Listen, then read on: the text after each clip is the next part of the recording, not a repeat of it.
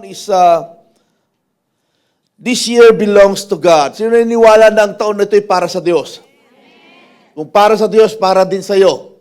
Ito yung time na magkakaroon po tayo ng breakthrough kung alam natin gamitin ang bawat oras, araw, minuto ng taon na ito. Unang-una, kung ano yung plano po natin, dinidesign ng ating puso. This year belongs to God, loving Him fully. Minsan ho, ang dami natin mga plano, pangarap, desire na mangyayari itong 2026. Pero may plano ka ba na palaguin naman ang iyong sarili spiritually? May plano ka ba na kahit papaano ay may isuko mo na yung mga bagay na dapat mong isuko sa Lord? Amen? Mag-go deeper sa Kanya. I pray na maunawaan po natin dito. Sabi niya sa Mark chapter 12 verse 30, basahin po natin ng malakas. Lakasan mo para magising yung katabi mo kasi nag-uumpisa pa lamang ako. Ano na kayo eh. Lakasan mo. 1, 2, 3, go. And you shall.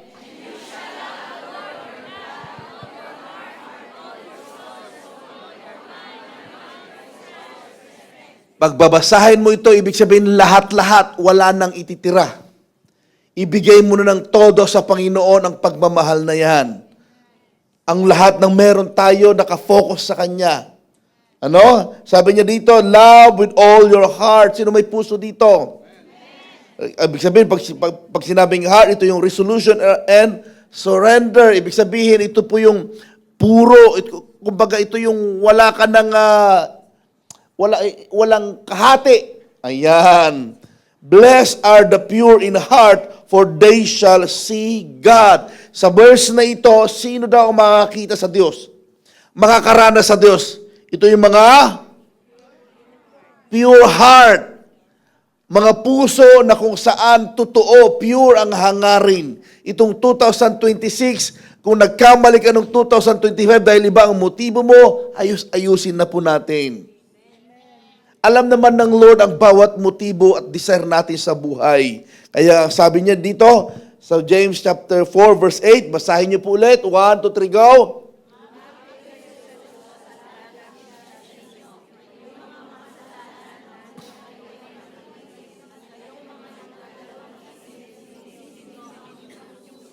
Laging may kasagot na, lumapit kayo sa Diyos at lalapit siya sa inyo. Minsan kasi kung kani-kanino tayo lumalapit, ginagawa nating last na option na lamang ang Diyos.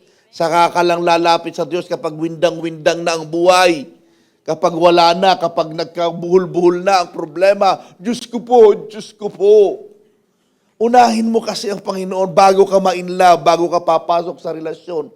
Kausapin mo muna si Lord. Hindi yung pumasok ka na sa relasyon, nag-on na kayo, ginawa nyo ng lahat, tapos nagkagbuhol-buhol na sa kanyo, sasabihin, Lord, samahan mo yung relasyon namin.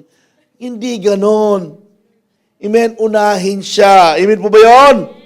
Ikaw nga na tatay o nanay, kapag nakita mo ang iyong anak, magkaroon ng boyfriend, nag-boyfriend, nag-girlfriend na wala kang kaalam-alam, masakit sa'yo.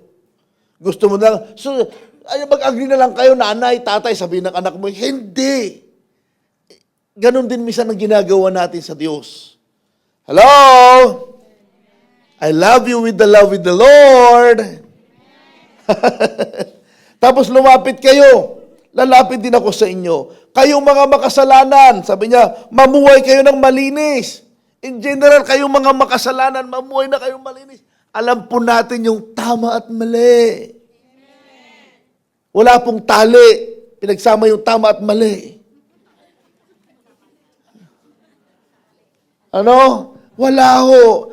Alam natin ho. Alam po natin yung mga mali. Alam mo. Alam mo kung si Lord naka-thumbs up sa'yo. Amen.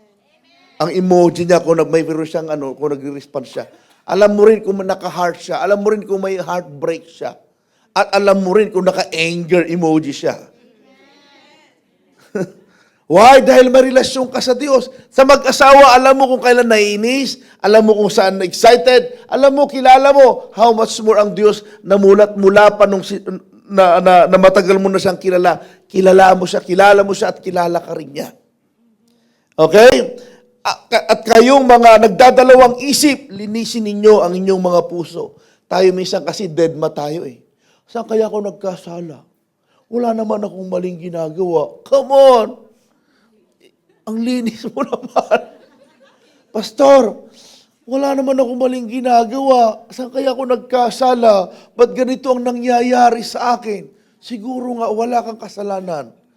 Ano? Pero maganda sa panahon na ito, huwag tayo mag-focus yung kahinaan ng may kahinaan. Magtuon tayo sa ating sarili.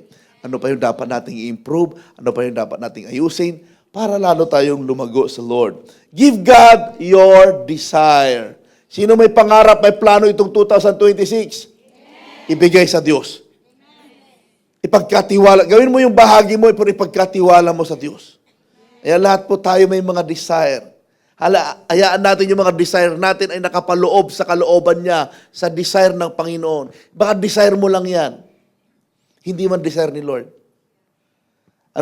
Sa 2026, mahalin po natin yung mga bagay na mahal ng Diyos, na dinidesire ng Diyos. Kamuhian natin yung mga bagay na kinamumuhian ng Diyos. Amen? Ikaw kaya, kung kami halimbawa ni Pastora Cathy, laging ginagawa ni Pastora yung ayaw ko. Ay naku, talagang delikado. Kung ano yung ayaw ko, yun ang ginagawa niya. Kung yun ang gusto ko, ayaw niyang gawin. Lagi kayong kontra. Naku, merong hindi maganda, hindi tatagal ang relasyon. Amen po ba? Sabihin mo, tignan mo nga yung katabi mo, mata sa mata. Sabihin mo sa kanya, kapatid, alam mo naman ang kalooban ni Lord. Gawin mo na. Yung iba, kinakausap, nakaganito yung isa. Payapang payapa. Remove distraction. Alisin natin, alam natin yung distraction. On fire ka na, naglilingkod ka na, mag-i-SOD ka na, mag-i-EJR ka na, magpapagamit ka na. Alam mo na, talaga alam mo na, kinindatan ka lang ng bago, gumanon, nawala ka na. Nasaan na sige rito? Wala na, pumag-ibig na distract. Hello? Wala tayong against sa mga bagay na ganon. Kaya lang kung alam mong distraction ito, ang kaaway magaling siyang mag-deceive. Si Eva, dinistract niya si Eva sa pamamagitan ng magandang bahagi, katangian ng prutas. Kaya siya na-attract. Amen? Kaya siya na-attract. Na-attract siya. Nung nakita niya, na-attract siya. Yan nung kinain niya, siyempre nagkasala na lahat. Doon lang naman nalaman na ang bunga ng kanyang ginawa ay hanggang generation na ito. So tayo po, ang kaawa hindi ka naman didisplehan. Ang distraction, hindi ka naman didisplehan ng pangit. Lahat maganda. Uy, sale yun, Saka ko na lang ibibigay yung tights ko. Bili ko muna sa bag. Ay, naku, sale yun, Naku, sale yun, Naku, saka ko na lang babayaran yung ganito, yung kuryente ko, bailin ko muna. Tignan mo, bibihira to. Diskartehan ko na lamang. Tignan mo, nasira. Mayroon kang bag, mayroon kang maayos na walang problema doon. Ang laman naman niya, nilagang man Tira ng inyong, mabenta pa rin yung Buksan mo yung bag ng katabi mo, tignan mo. Ang laman niya, resibo. Ang laman niya, pinagbalatan ng pinagkainan. Okay. So, a committed relationship need attention. Kung gusto natin maging committed sa Panginoon, relasyon sa Diyos, kailangan natin intentional. Kailangan natin ng attention. Pagtuunan natin ito, trabahuin natin. Hindi po yung pag may time. Lord, mahal kita. Alam mo yun, Panginoon. Pero hindi mo naman hindi ka man nagpipray. Mag-pray ka, yung tira-tira na lang ng oras mo. Pagod ka na. Pag uwi mo sa bahay, pagod na ako, Lord. In Jesus' name, amen. Gigising ka naman ng umaga, diretso na naman ang trabaho. Wala ka nang tinitira. Tapos sasabihin mo, hindi naman ako lumalago. Hindi ako nabibless kay leader. Hindi ako nabibless kay pastor. Kapatid, hindi ka lang sanay. Amen. Napakahalaga yung tayo mismo. Nakitingnan natin na, Lord, ano ba yung mga bagay pa na gusto ko mapalapit sa'yo? Na intentional ko nang gagawin. Intentional kong gagawin na imimit ang aking pamilya. Kung tatay ka o nanay ka, mag-Bible study kami. Mag-pray kami sa umpisa. Huwag agad mahabang Bible study, isang verse lang. O mag-pray kayo together. Mag-usap kami mag-asawa, manalangin kami. Kailan kayo nag-pray na mag-asawa? Sa mga mag-asawa, either nasa long distance. Kailan kayo nag-pray together? Kailan kayo nag-pray bilang magnanay? Wala. Baka ba, hindi ko na maalala, pastor. Wala. Ang dali-dali natin ipagpremisan yung nasa labas, yung kasama sa life group, yung anak mo, hindi mo man lang mailehan sa kamay mo para may pag-pray. Puro sermon ang inabot. May napapaubo na. With all your heart.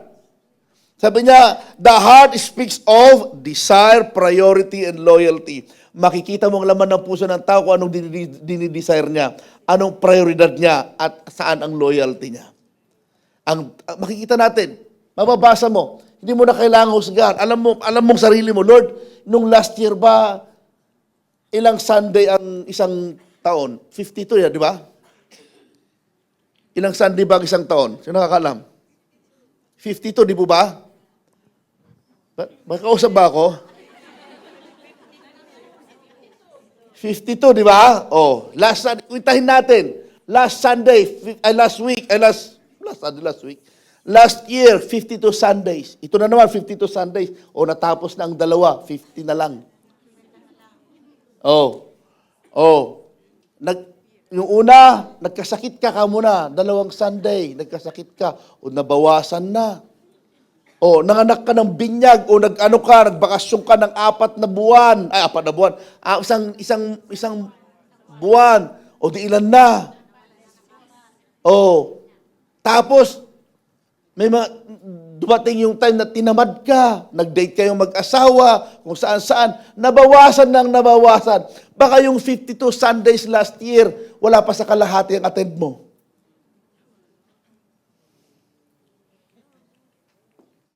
Pastor, nag-online naman ako. Yes, sinasabi ko ito, yung mga practical na bagay. Lord, I pray na itong taon na ito, sabi nyo naman sana, itong taon na ito, Panginoon, mas marami ang attend ko kaysa absent ko.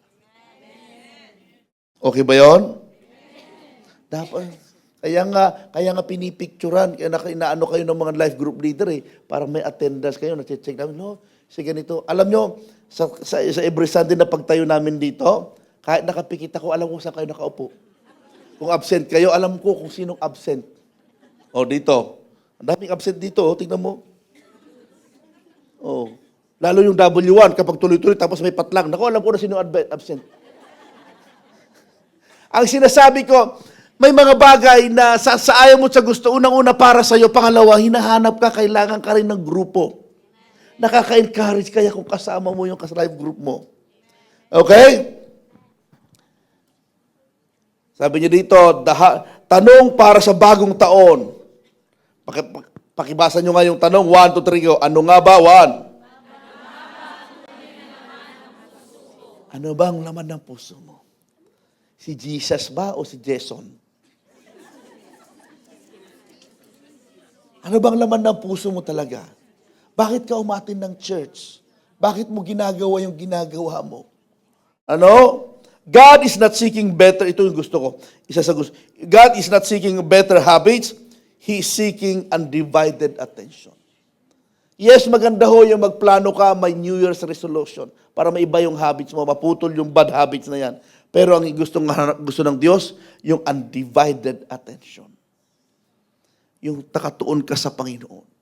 Inaabangan mo anong kalooban niya, kagustuhan niya. Focus ka sa Kanya. Yung parang naka-headset ka. Halimbawa lang, naka-headset ka na papasok ng trabaho, tingnan mo kahit naglalakad ka, naka-headset ka, narinig mo pa rin yung music, nakatuon ka. Ganon din nawa sa espiritual, na anuman ang ginagawa mo, i-consider mo lagi na ginagawa mo yan sa Panginoon. Hello? Ito ba'y nakakatuwa? Ito ba'y nakakapagbigay kaluwalhatian sa Diyos? Kaya napakahalaga yung desire ng ating mga puso. Kung hindi natin ipasakop ang ating mga desire, magkakaroon ka. Kung hindi natin ibibigay ang desire natin sa Diyos, iba magiging desire mo. Magiging worldly things ang mga laging din-desire natin. Daming pagkwentuhan, kung ano pinagkukwentuhan natin minsan. Love God with all your soul. Tingnan mo nga yung katabi mo, baka kaluluwa na lamang yan. With all your soul. Alam nyo kasi, ramdam ko kayo kapag nakaupo kayo dyan.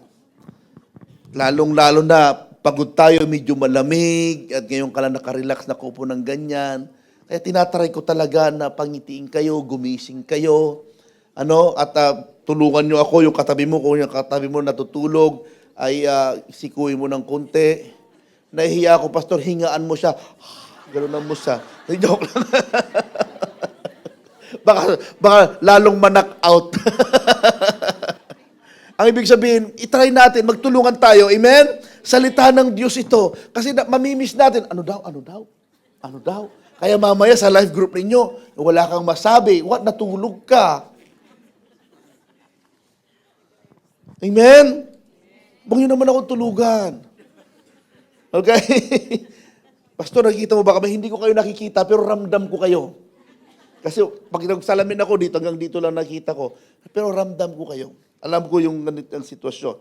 Psalm 42 verse 1, as a deer pant for flowing streams, so pants my soul for you, O God. Sabi, parang isang usa na nauuhaw, nagugutom,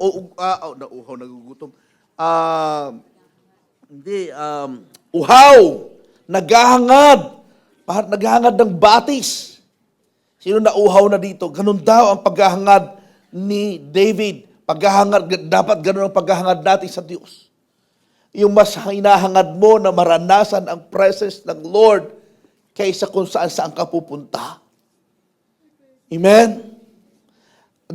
Kasi kapag nasanay tayo mga kapatid, nasanay tayo na umaatin ng church, tumatayo na wala ka nang nararanasan, alam mo, masasanay ka dyan, darating yung time ng ginagawa mo ng responsibilidad na lamang.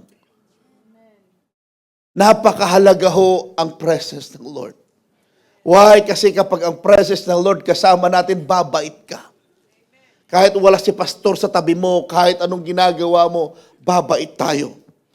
Psalm 116 verse 7, return, O my soul, to your rest, for the Lord has dealt bountifully with you. So, kailangan natin minsan ang bigyan natin ang ating kaluluwa ng kapahingahan.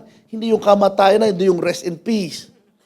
Alam mo yung kapahinga at matatagpuan mo lamang ito sa presence ng Lord.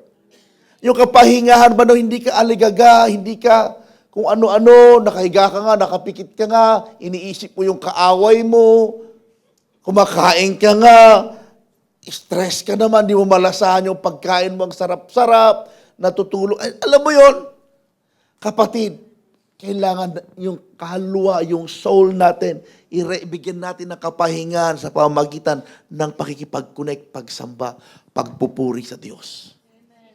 Hindi mo na kailangan ng sleeping pills. Papayapain ka ng Panginoon. No? Bring emotions to God. Joy, anger, grief, and anxiety. Ang lahat ng mga yan, yung ating soul, ay dapat dalhin niya na, yung emotion na yan, dalhin natin sa Panginoon, sa paanan ng Diyos. Hayaan natin na, huwag natin kargahin lahat. Worship even you don't feel spiritually.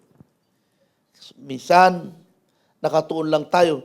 Ngayon ka lamang nga atin ng church. Halimbawa, dahil Monday, mamaya babalik ka naman sa trabaho, ngayon ka atin ng church. Wala ka sa mood. Pagod ka. Pilitin mo. Pilitin mo ang iyong, utusan mo ang iyong katawan. Amen? Kapag nagpupuri, sumasaba, pumalakpak ka lang, hayaan mo lang. Mamaya tignan mo, na-unload lahat ng mga burden mo sa buhay. And I pray na maunawaan natin ito. Itong 2026, I pray na makita natin ang kahalagahan ng nagmamahal ng todo sa Diyos. Alam niyo po, pare-pareho tayong inaawit, pare-pareho tayong binabasang Biblia every Sunday. Pero nasa paglago. Nasa atin po ang paglago. Amen? Ang desisyon. With all your soul, sabi niya, the soul carries last year wounds, fatigue, disappointments. Ang soul kasi natin, ang kaluluwa natin, siya yung nagdadala yung mga galing nung 2025. Kung last year ay nagkaroon ka ng hindi magandang karanasan, pwede mong madala. Siyang nagdala ngayon. I pray na ulitin ko ito sa atin. I pray na ang 2026 ay ito yung panahon na nagpiprepare ka for greater things. Nagpiprepare ka ng 2026, Lord. Ihanda ko ang aking sarili dahil gagamitin mo ako. Ihanda ko ang aking sarili dahil pagpapalain mo ako. Ihanda ko ang aking sarili, Panginoon, para lalo kitang mag-glorify, para ang aking pamilya madala ko sa iyo. Ihanda ko ang sarili, Panginoon. Yung bang nagpiprepare ka? Hindi yung ito 2026 nagre-repair ka dahil sa kabalbalan na ginawa natin noong 2025. Kapag hindi, makinig kayo sa akin mga kapatid, kapag hindi natin iniba yung rhythm ng buhay natin, ay yun pa rin nung last 2025, huwag kang mag-expect ng bagong bunga. Para kang nagtatanim ng kalamansi at nag-aabang ka na bunga ng kalabasa. Wala. Gusto mong ang Diyos gumawa ng bagong bagay, ibahin mo.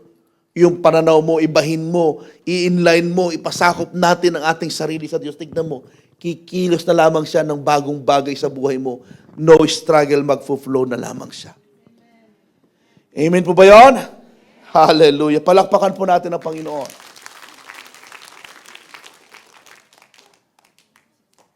God does not give new vision on an unrestored soul.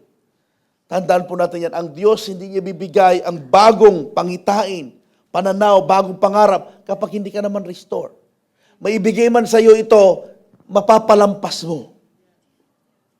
Amen? Halimbawa, kagagaling mo sa broken relationship, pumasok ka na naman sa relasyon, hindi ka pa handa. Hindi pa handa. Halimbawa ko lamang po yun. Ganon din no, kapag broken ka, hindi pa. Sasayangin mo lang. Pero kapag restored ka, ano ka sa Panginoon, tingnan mo, magiging mabunga ka. Parang pumupunta ka pa, kapag hindi ka handa, kapag unrestored soul, ibig sabihin, parang sumasalok ng pagpapala, ng tubig, I should say, ng daladala mo ay basket na butas. Naghihintay ka. Pero wala din naman napupuno. Kahit anong gawin mo. Why? Dahil mayroon pang unrestored, hindi ka pa magaling. Kailangan pagalingin mo muna natin ang ating mga sarili para manatili ang blessing sa atin. Amen? Huwag kayong maingay. Natutulog yung katabi nyo.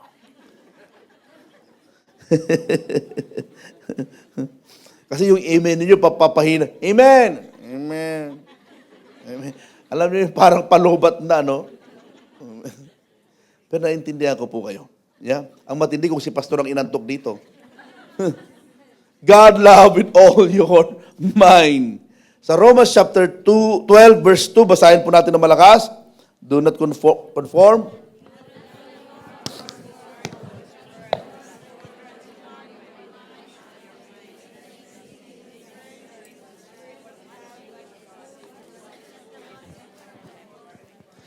Ang sabi po nyo dyan, huwag daw tayong umayon sa takbo ng mundo. Huwag tayong umayon sa takbo. Kung alam mong mali ang takbo ng mundo, huwag kang umayon. Huwag kang matakot na mag-say no, hindi lang puro yes. Amen po ba? Napapahamak ka na, napapahamak na yung kapatid mo, napapahamak na yung anak mo, napapahamak na ang relasyon. Mag-say ka naman ng no. Hindi lahat to ng opportunity, i-grab mo, lalong-lalo na masasacrifice ang relationship mo sa Lord. Halimbawa, may opportunity, bibigyan ka ng 50 Swiss franc per hour, part-time, alas 3 ng hapon, ng Sunday, hanggang alas 6. Saan yun, Pastor? Saan kaya yun? Di ba? Sunday yun. Mag-ingat po tayo. Mag-ingat tayo. May mga paraan naman. Pero ang gusto ko mangyari maging mapagbantay po tayo sa bawat desisyon na gagawin natin. Kasi ang kaisipan natin, ang ating thoughts, ang ating kaisipan, pwede tayong malito. Kaya bumalik ka lagi sa salita ng Diyos. Kaya hindi ibig sabihin ginagawa ng iba, doon siya pinagpala, dahil kahit masama, hindi ibig sabihin yun na ang kalooban ng Lord. Halimbawa, yung mga kontraktor ng pinagpala sila na, yun na ba yung tama? O, di ba? Hindi lahat to ng mga bagay na nakikita mo sa mata ay tama. Lalong-lalo madidisip tayo kapag hindi po tayo maging mapagbantay. Amen po ba yun? Hallelujah. Ayan, transformed by renewal of your mind. Sa isip kasi yan. Ang ating isip po ay yan po ang labanan ng battleground ng good and evil. That by testing you, by may discern what is the will of God. Ibig sabihin, huwag tayong umayon sa takbo ng mundo. Baguhin natin ang ating mga pananaw, pag-iisip, ipalinis natin. Tapos pangalawa, doon mo lamang madidiscern, malalaman kung ano ang kalooban ng Diyos sa iyo. Kasi minsan, kung ano pa, makinig kayo kung ang pag-attend ng church, pag-attend ng Bible study ay parang naubos lang oras mo, mali. Hindi pa rin yung isip mo. Kung spiritual na bagay, pagbabasa ng Biblia, parang kabigatan sa iyo, parang burden, o parang delikado yon. Mag-ingat din tayo. Huwag ka na umattend ng church. May mga ganun mga kaibigan. Saka na lang tayo umattend. Saka na lang tayo, mahirap po. Yung word kasi, do not be conformed. Huwag tayo mag-compromise. Huwag mo i-compromise yung tama. Tama na nga. Gagawin mo pang mali. Amen po ba, mga kapatid?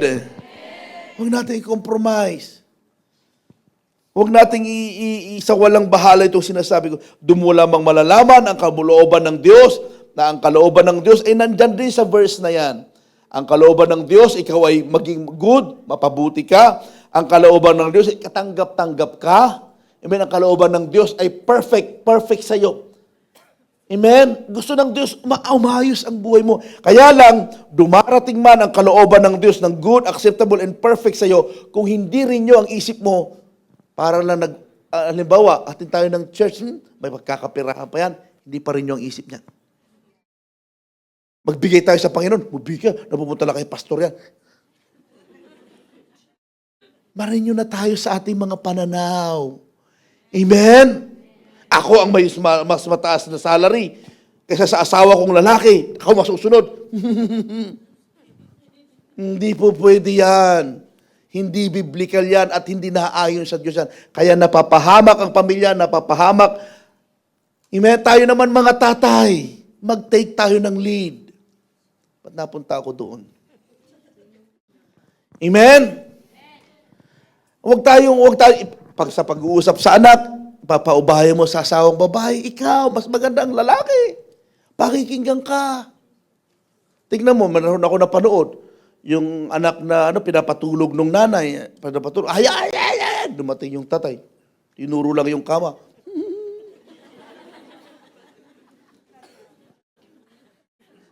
Mag-take tayo, i-take natin yung leadership bilang tatay. Hindi control, i-take natin. Kayo naman mga nanay, kahit marami kayong mga kaalaman, hindi ibig sabihin kayo na ang masusunod.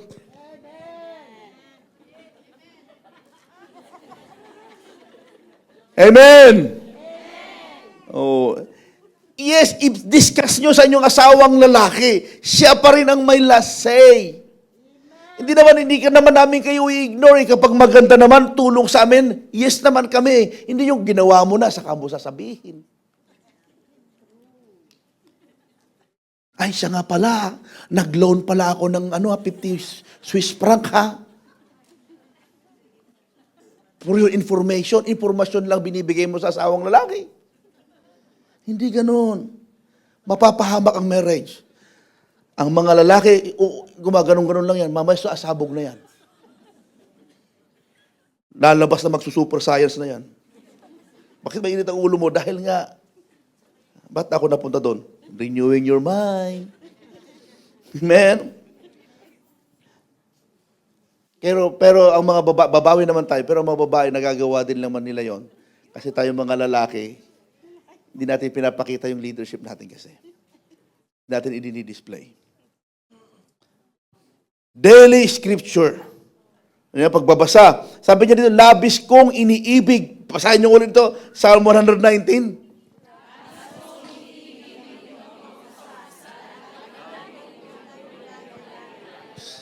Oh, sino dito nagligawan kayo ng sulat?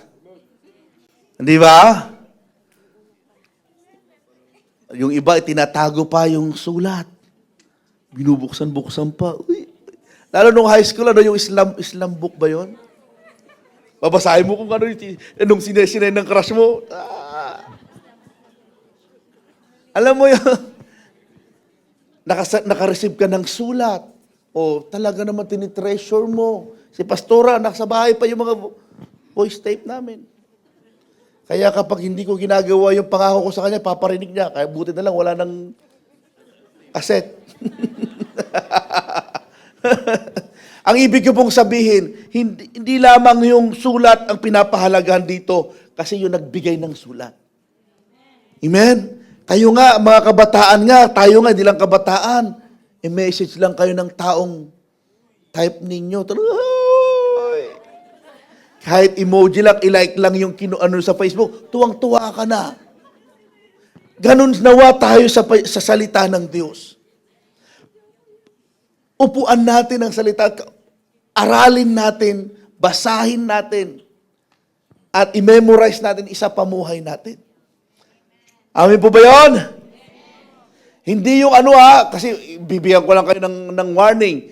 Hindi yung magpapakadalubhasa ka sa salita ng Diyos, tapos hahanap ka ng kadibati mo. Hindi tayo ganon. Ano? Pakinig kayo mga kapatid.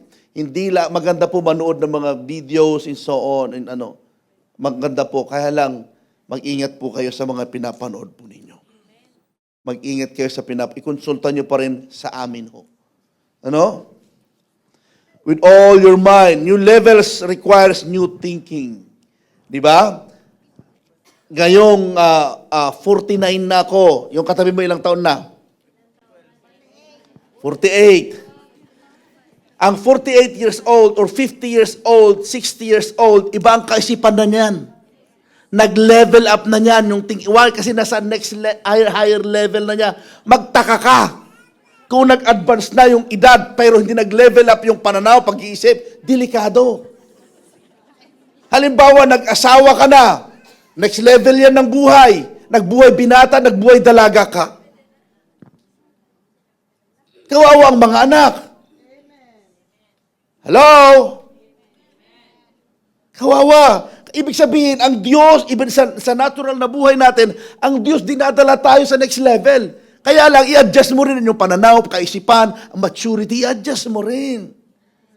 15 years ka na sa church, 10 years ka na sa church, matagal na tayo sa Panginoon. I-adjust na natin ang ating pangunawa. Dati ikaw inuunawa, dapat ikaw naman umunawa. Dati ikaw pinagpapasensyahan, ikaw naman magpasensya. Baka hanggang ngayon ikaw pa rin pinagpapasensyahan. At alam mo yun. Alam mo yun. Alam niyo ito maganda. Ito maganda sa leadership. Okay? Dito sa pamilya. Alam ng aking mga anak kung anong kahinaan ko. Ayaw lang nila sabihin. Dahil tatay nila ako.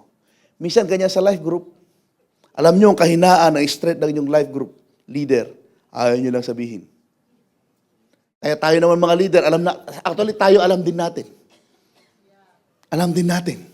As pastor, alam ko yung kailangan ko pang i-improve. Alam ko rin. At hindi ko dapat i-ignore ito. I-elevate ko, ayusin ko pa ito. Sabihin mo sa katabi mo, aminin. Kung hindi natin alam at wala na tayong i-improve pa sa buhay, okay na ako, perfect na ako, humanda ka. Magiging si Enoch ka. Aalburing ka ni Lord. Perfect ka na eh. Sabi niyo, oy, wala nang tong anak ko, nakakatuwa, halika na nga. Oh. Pero lahat po tayo, mag-i-improve pa tayo. Alam niyo kung paano tayo mag-improve, kailangan minsan ma-stretch tayo. Kapag tayo, kaya yung ating love the Lord with all your heart, with all your soul, with all your strength, stretching yun eh. Nung minahal ko si Pastora, nung nanligaw ako, talagang wala pa akong nanligaw, wala pa akong nakitang nanligaw na totoong nagmamahal na kuripot. Ay nako, kahit papaano, kahit nasa abroad si Pastor, kahit ilan lang yung allowance ko ginagamit ko, marinig lang kanyang boses, kahit maubos. Di ba? Nagmamahal ka eh. Alam nga naman, unang date nyo ba, Brother Philip, Sister Marie? Dinate mo siya, si Marie ang nagbayad? Di ba? Nakakaano naman. At gagawa ka ng paraan. Generous ka. Subukan mo kaya i-date kayo ng isang nanliligaw sa'yo, tapos pagdating doon, binigay sa'yo ang bill. Busted ka agad.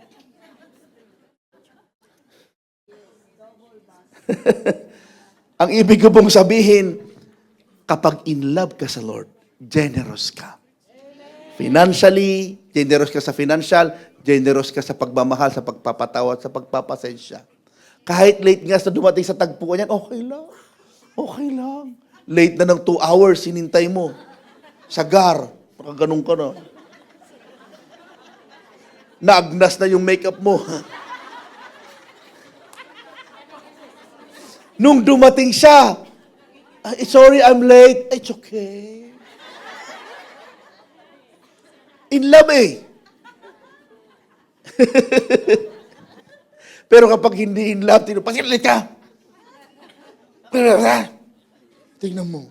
Para kang iwanan mo na siya. Iwanan mo na siya, di mo na siya imimit. Pero kapag in love ka sa Lord, willing mong i-give up ang lahat. Sa Kanya. Amen? Kagaya nito, nandito kayo sa church.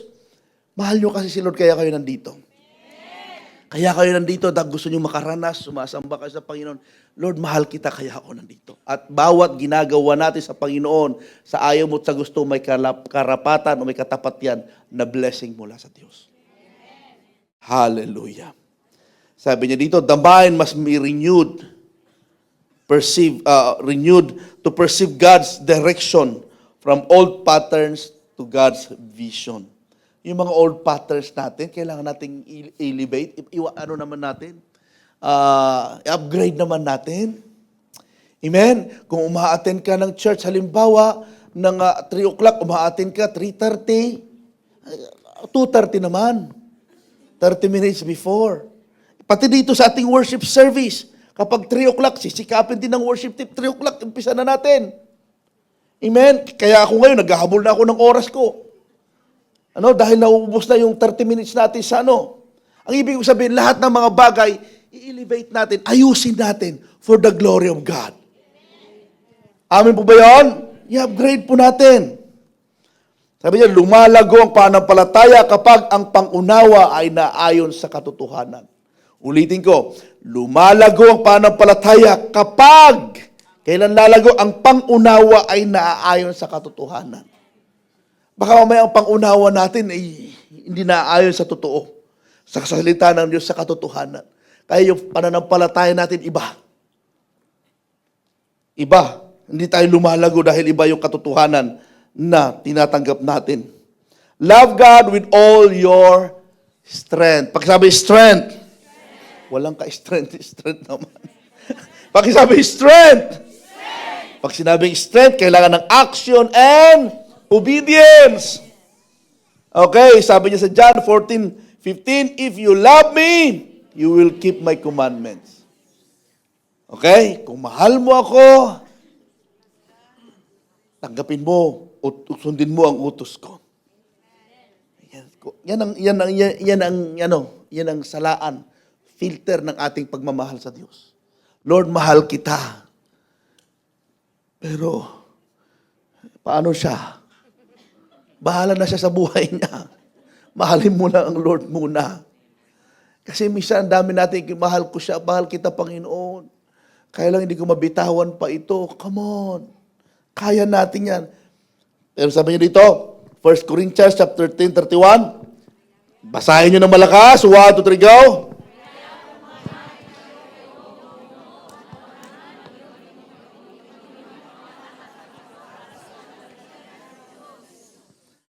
Sabi niya, kaya kumain kayo at uminom, o uminom, o anuman ang gawin ninyo lahat ng ito para sa ikakalawalhati ng Diyos. Halimbawa po yun. Kapag ikaw ba'y umiinom ng alak, isipin mo, Lord, nakakalawalhati ba ito sa iyo?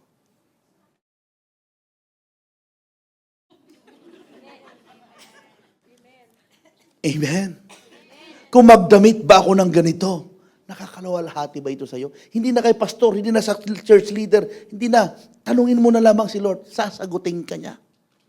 Kung hindi ako maligo ng isang linggo, nakakalawalhati ba ito sa'yo? Amen. Lord, kung magiging magagalitin ako, nakakaluwalhati ba ito sa'yo? Akala kasi minsan, kapag tayo galit sa iba, akala natin, hindi natin pinapatawad, akala natin pinaparusahan natin yung taong hindi pinapatawad. Hindi, pinaparusahan mo sarili mo. Hindi kita patatawarin, hindi ka makakatulog. No, siya tulog na tulog. Ikaw naman, tulala ka. No? Siya tulog. Kailangan mong pakawalan, i-release na yan. 2026 na, kapatid. Yung burden na yan, yung sugat na yan ng nakaraan, nung 2013 pa, nung 2011 pa, ilang taon na ang lumipas. Gusto nang umalis nga yung problema sa'yo, yung sama ng loob sa'yo, gusto na niyang umalis sa'yo, ayaw mong paalisin. Sabi niya, alis na ako dahil nagpatawad ka. Hindi, dito ka muna. Gusto mo pa rin magalit. Obedience, pakisabi obedience. Gusto dito, gusto maging masunurin. Yan, i-apply natin to. Love the Lord your God with all your heart. Yung pangalawa, love your neighbor as you love yourself.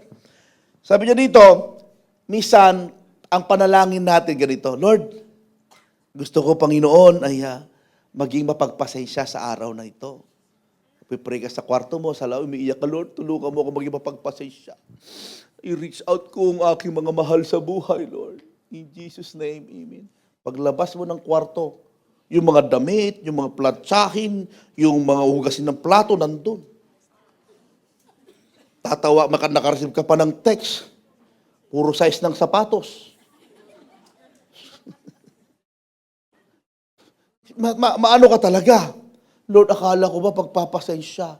Kaya i-apply mo. Lord, tulungan mo ko magpatawad. Pag on the way ka sa church, pag upo mo sa tram, may umupo din yung taong nakagawa sa'yo ng masama. Ngingisi-ngisi pa.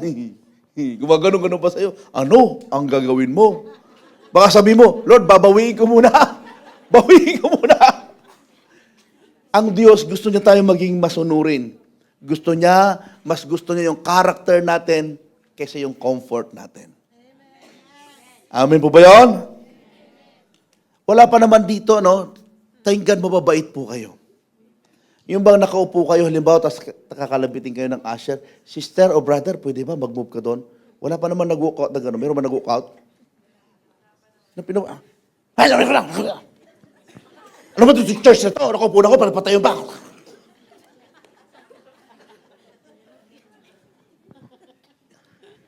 Wala dito nag-walk out siguro. Ang ibig ko pong sabihin, may mga bagay, halimbawa, yung usher, yung ating security, ginagawa po ng bahagi nila. Amen? Kapag may dala kayong aso, sabihin ng security, wag po, taho lang kita, gating kita eh. Wag, pabayaan nyo. Kapag sa security sa manor yun, di naman kayo mag-ano eh. Amen po ba yan? Kapag si Brother Peter nandun, magkano ninyo? Ano ko naman, inalagay natin sa ayos lahat.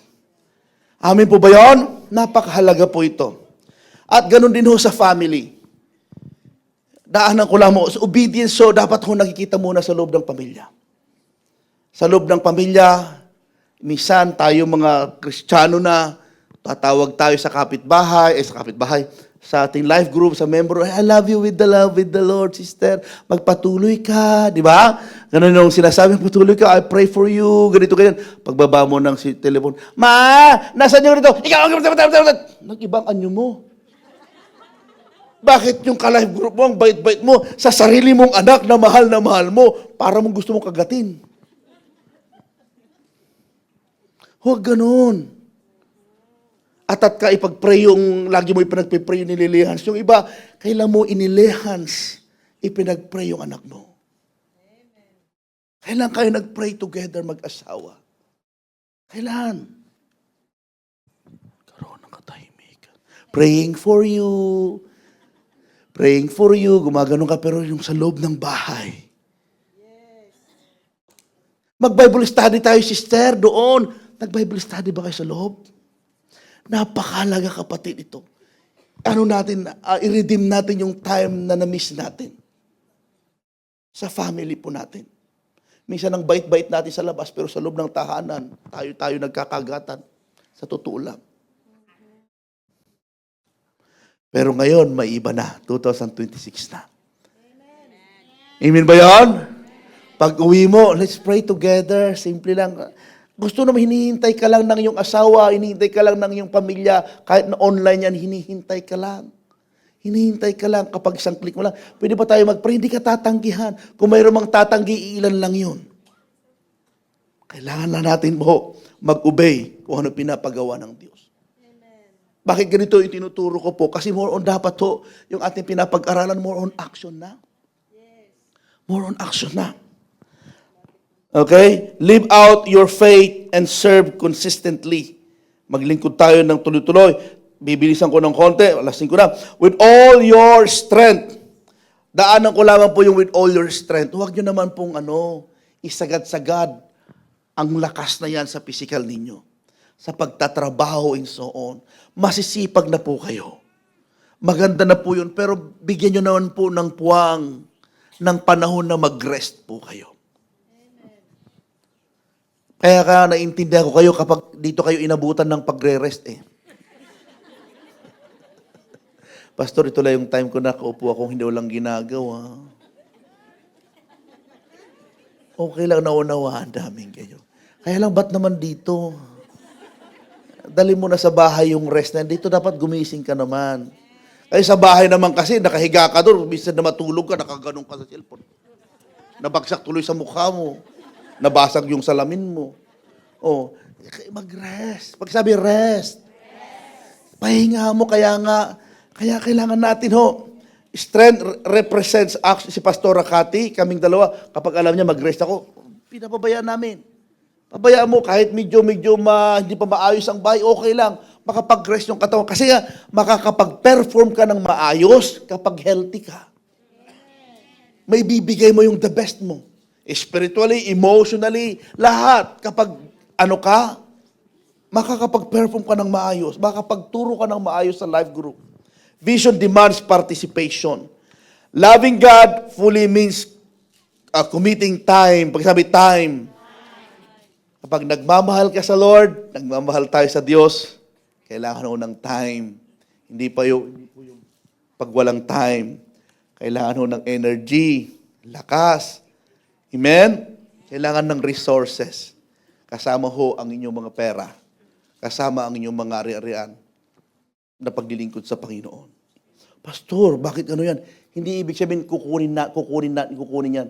Ibig sabihin lahat ng meron ka, handa mong ipagamit sa Panginoon. Magiging daluyan ng pagpapala ng iba. Wala pa ako nakita na nagmamahal, na kuripot. Generous yan. Yeah, yung sasakyan, lahat ng mga yan. Gift, pag sinabing gift, yung mga talents, pinapagamit natin yan sa Lord kapag gusto natin maging committed sa Kanya. This is where devotion becomes visible. Saka lang makikita na devoted ka kapag ang mga ito, ang mga ito ay nakikita, ginagawa po natin. Hello? Palakpakan po natin ang Panginoon. Loving Him fully brings transformation. And you shall love the Lord. Sabi niya, heart plus soul plus mind plus strength. God's goal is not a momentary experience but a transformed life.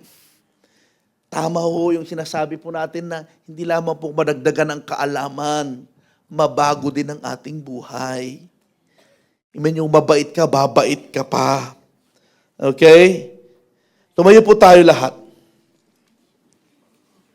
And I pray na balikan ito, i-run through ito o pag-aralan ulit ng mga life group para maunawaan natin kung makita natin. Ang mahalaga sa lesson na ito, makita natin ang ating sarili kung mahal talaga natin ang Panginoon.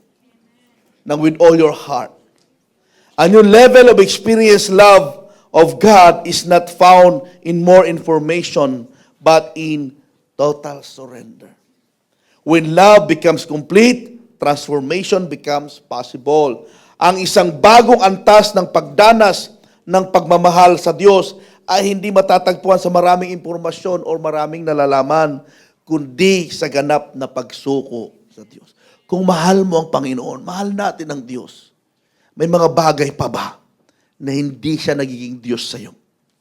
Nagiging Lord. May mga bagay pa ba na ikaw pa rin ang nasusunod sa kwarto ng buhay mo? May mga bagay pa ba na ayaw mong pakialaman ng iba? Ayaw mong, Lord, ako na lang ito. Ako na lang ito. Just allow God to move right now. Para maka-breakthrough tayo. Para magawa natin kung ano yung pinapagawa ng Diyos sa atin. Parang hindi tayo may stop. Kapag ang pagmamahal ay naging ganap, ang pagbabago ay nagiging posible. Ang nagmamahal, nakikita na babago. Ang mag-asawang nagmamahalan, nakita mo ang pagbabago ng isang taong binata at may asawa. Iba ang prioridad. May transformation even sa relationship. Ganun din ho sa Panginoon.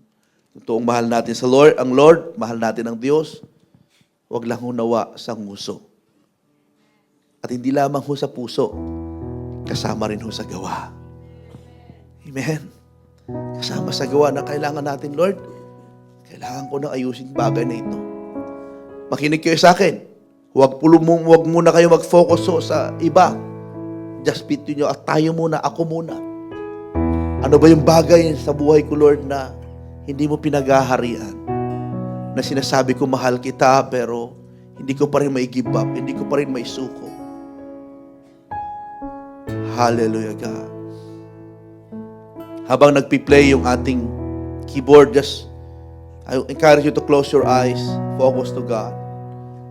And I pray that the Lord will open your spiritual ears at mangusap siya sa atin.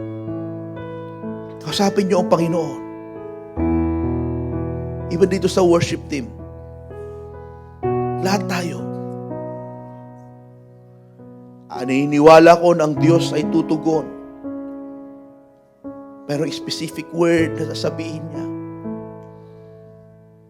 Hallelujah, God. Lord, buksan mo ang spiritual na tainga po namin. Mangusap ka. Siyasatin mo ang buhay namin, Lord, sa mga bagay na hindi mo pa sakop, O Diyos.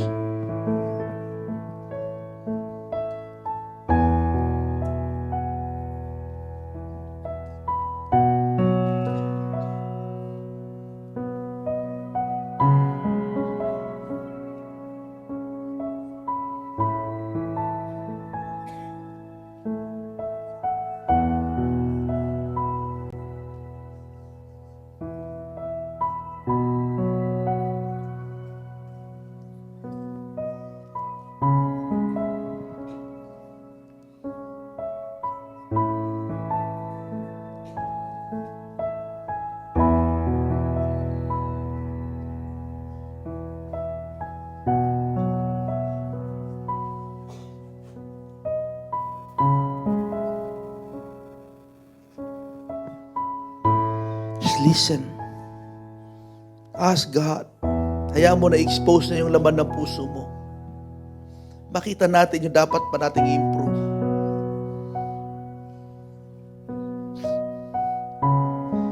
May mga bagay na hingi natin ng tawad.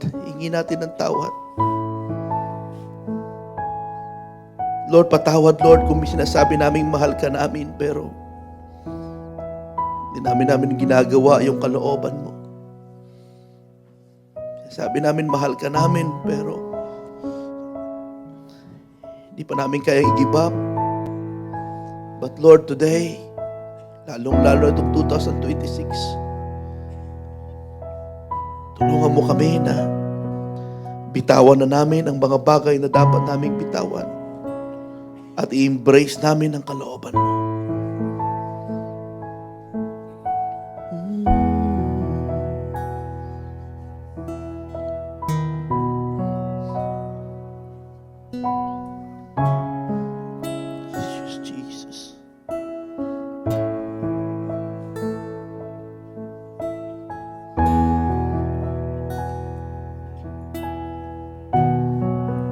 Naniniwala ko kinakausap tayo lahat ng Diyos. Hindi mo mahihindihan yan. Kung ang Diyos nagsabi through the Holy Spirit, hindi mo mahihindihan.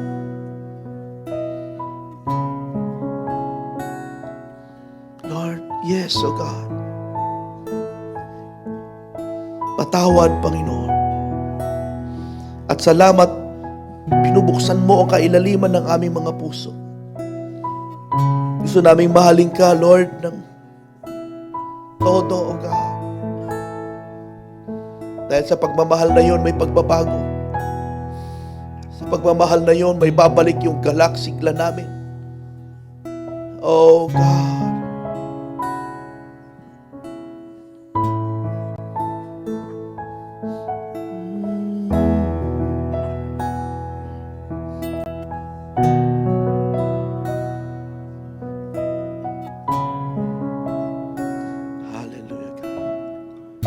Can we sing that, the more I seek you? The more I seek you,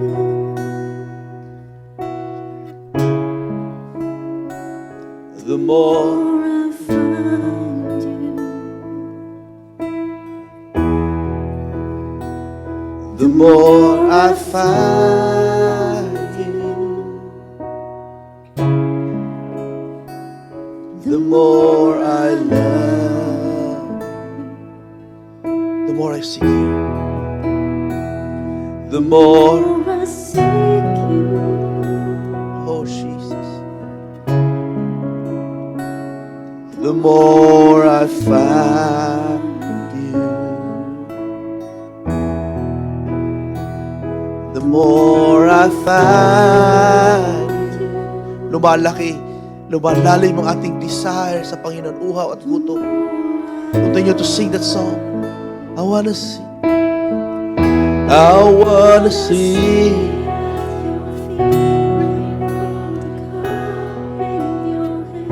lay back against you and breathe, feel your heartbeat. This love is so deep, more than I can stand. I melt in your peace, it's overwhelming. I wanna see, stay in His presence. Panginoon, salamat, tinatanggap po ako kung sino ako. I pray na maramdaman natin ang kalapitan ng Diyos sa oras na ito. Yung yakap niya, yung pagmamahal niya, yung security, yung kapayapaan. It's overwhelming. The more I seek you,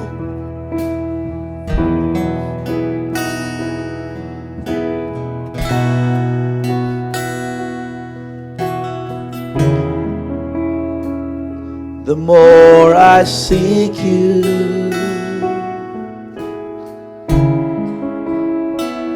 the more I find you, the more I find you, the more I love you. I want to sit at your feet, cup in your hand, lay back against you and breathe, feel your heartbeat. This love is so deep, more than I can stand. I melt in your peace, it's over. Oh, hallelujah! I wanna sit at your feet, lay back against you and feel your heartbeat. This love is so deep, it's more than I can stand. I'll melt in your peace, it's all overwhelming. Thank you, Lord, for your word. Thank you, Lord, for your presence. Thank you, Lord, for your conviction. Help us, Lord, to apply your word. Maging obedient po kami. Maging masunurin kami. Hindi driven ng takot, kundi driven ng pagmamahal. Susunod kami, Lord, dahil mahal ka namin. In Jesus' name, Amen.